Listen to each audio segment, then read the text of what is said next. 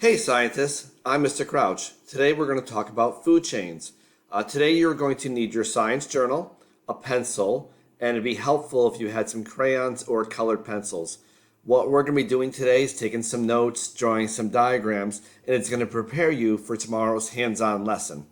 So usually the first thing I do is title the journal page and I write that on top, but I'm going to wait just a minute for this. First, I'm just going to go ahead and draw a food chain.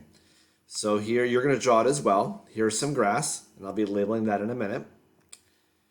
This is a grasshopper, so let's go ahead and draw these and label these. So grass. I like to write it right underneath. Anytime you draw a diagram, you definitely want to label it. Then I'm putting an animal here. This little cute animal is called a mole, M-O-L-E. And then the last animal I'm going to draw is a owl. Well, actually, I'm not drawing it. As you can see, I'm simply got some clip art, but you're going to draw some simple pictures of these. All right, so go ahead and get those drawn and labeled. Now, what I'm going to do now, I'm going to put some arrows in between each one. So let me go ahead and do that. Put an arrow here going from the grass to the grasshopper. I'll put another arrow going from the grasshopper to the mole. And I'm going to put another arrow going from the mole to the owl. Now, the question I have for you is, what do the arrows represent in the food chain? You don't have to write this question unless your teacher tells you to, of course. But this is something you could discuss. So go ahead and pause the video, take a moment, get your pictures drawn, get your pictures labeled, and talk about or write what you believe the arrows represent in a food chain. Okay, so what did you come up with? What do the arrows represent in the food chain? Now, I will tell you the most common incorrect answer I get is what the animal eats. And while eating is part of the food chain, what you're going to notice is that the arrows are going this way. They're going from left to right. So the grass does not eat the grasshopper, and the grasshopper does not eat the mole, and the mole does not eat the owl. So the arrows must represent something else. And while eating is a part of it, the arrows actually represent energy. Energy passing through the food chain. So beneath our arrows, I would like you to write the word energy. So what's happening is the grass is giving energy to the grasshopper when the grasshopper eats it. Then I'm going to put energy under this one, and then the grasshopper will give energy to the mole when the mole eats it. And by the way, a mole was something like a mouse, and if you had a hard time drawing it, a mouse would have been a good thing to draw as well. So if you haven't drawn anything, you could draw a mouse there. And the mole will give energy to the owl when the owl eats the mole. So now I'm going to go ahead and do what I said I was going to do before. I'm going to go ahead and title the page. And the title I want to write, and write this on the very top line, is energy in a food chain. Notice I capitalize all the important words. Energy is the first word, plus it's important. I don't capitalize in or and I capitalize the F in food and the C in chain. So energy in a food chain. And the reason I held off is because I wanted to give you guys an opportunity to discuss what these arrows represented. So go ahead and get caught up. And what you want to do is just make sure you have everything labeled again and that you have it titled. All right, since we were just talking about energy, my next question to you is, how does the food chain get its energy? Well, if you're thinking the sun, you're right. The sun, so we're going to draw a picture of a sun up here. And the sun is the main source of energy for the food chain. So I'm actually going to write main source of energy right here next to the sun. So main source of energy. And I'm going to draw an arrow going from the sun to the food chain.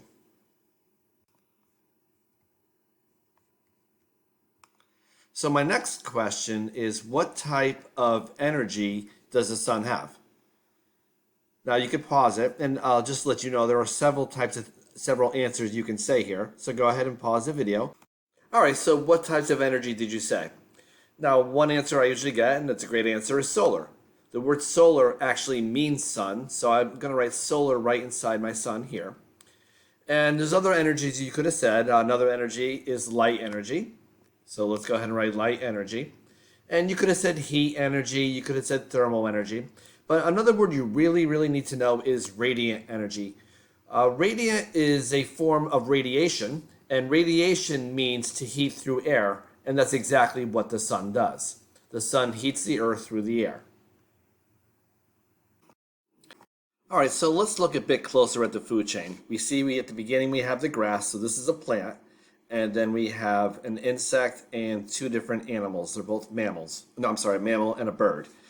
So all of the things in the food chain are something called organisms. An organism is any living thing. So a plant is an organism, a grasshopper is an organism, and so on and so on. Plants have another word for them called producers. So we're going to label our plant a producer. So let's put a producer here. And a producer is always the first step in the food chain. And the rest of the organisms, the insect, the mammal, and the bird, are all consumers. So let's label all of those consumers.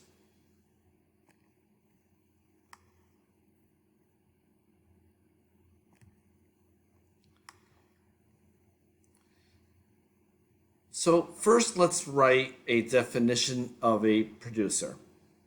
A producer, again, is always a first step in the food chain. And a producer is an organism that uses the sun's energy to make its own food. So an organism, a living thing, that uses the sun's energy to make its own foods. All right, so we know producers are always the first step in the food chain, and producers are always plants. So why don't we come up with some examples of producers? So skip a line and write examples of producers and underline it. And what we're going to do now is we're going to make a bulleted list. So a bullet is simply just a large dot. So in ours, we already have grass. So let's write grass as an example. And why don't you go ahead and pause the video and come up with 3 or 4 more ideas of producers. All right, what'd you come up with? Maybe bushes. And you could also put things that come off of plants like leaves. You could maybe perhaps put things that come from plants like seeds, berries. And maybe we want to think of an ocean ecosystem. Perhaps we could think of algae, plankton. So all of these things may be your first step of the food chain right here. It may be your producer in the food chain.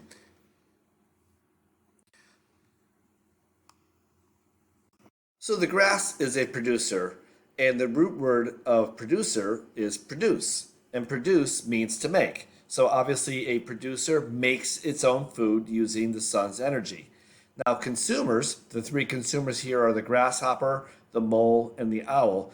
The root word of consumer is consume, and consume means to use up or to eat. So the consumers eat other organisms to get their energy. So let's go ahead and skip a line and write consumer and its definition. A consumer, an organism that eats producers, for example, grasshopper to grass, or other consumers to get its energy, for example, mole to grasshopper or owl to mole. And there are 3 types of consumers. Here we have a grasshopper. A grasshopper eats only plants. It eats grass, it eats leaves, and so on. So if a consumer that only eats producers is called a herbivore. So let's go ahead and write herbivore.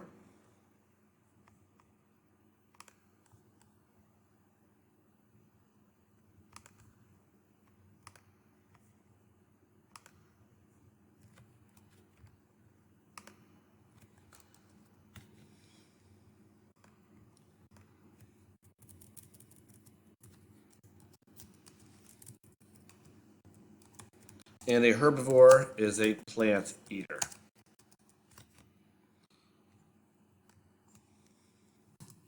The next animal in our food chain is a mole. It's a specific kind of consumer. This particular mole is getting its energy from the grasshopper. But moles also eat grass. So an omnivore, it eats both kinds of organisms. It eats both plants and animals. So let's write omnivore. And that would be a plant or an animal eater.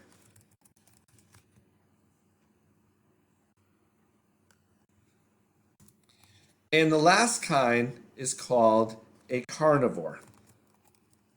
A carnivore gets its energy by only eating other animals. Bird carnivores are also called raptors. So a carnivore is a meat eater. So those are your three types of consumers. Herbivores only get their energy by eating other plants. Omnivores will either eat plants or animals, and carnivores only eat meat. Okay, so now it's time for an assessment. So I have here a forest food chain. It starts with a plant, it goes to a beetle, to a mouse, and to a snake. You have 5 questions to answer, so go ahead and pause the video and put the answers to the questions. Okay, so let's see how you did. Question 1. What is the main source of energy for the food chain? Well, the main source of energy for the food chain is the sun. The sun gives its radiant or its heat or its light energy to all the organisms in the food chain, specifically the plants. Which organism in the food chain makes its own food? Well, this one does. This is plant. So you could either put plant or you could have put producer. Question 3. What do the arrows in the food chain represent? You didn't say what eats what, did you? No, it's energy going from one organism to another. You could have just put energy and that would have been correct. Which organism in the above food chain get its energy directly from the mouse? So who gets energy from the mouse? Is it the beetle or is it the snake? It's the snake.